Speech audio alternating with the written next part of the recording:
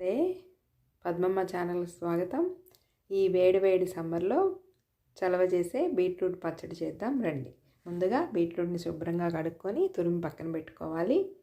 తర్వాత అల్లం, పచ్చిమిర్చి, పచ్చి కొబ్బరి కలిపి పేస్ట్ చేసి పక్కన పెట్టుకోవాలి.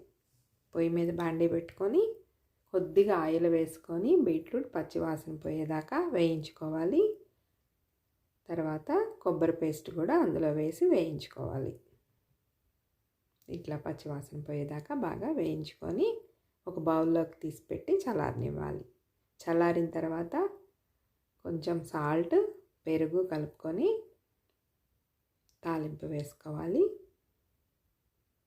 అంతే, బీట్రూట్ పచ్చడి రెడీ అయిపోతుందండి. ఈ వేడిగా ఉండే సమ్మర్లో మనకి ఇది బాగా చలవ చేస్తుంది. ఒళ్ళు వేడిగా అనిపించినప్పుడు ఈ పెరుగు పచ్చడి ట్రై చేయండి. నా వీడియోస్ నచ్చితే లైక్ చేయండి, షేర్ చేయండి, సబ్స్క్రైబ్ చేయండి. Thank you.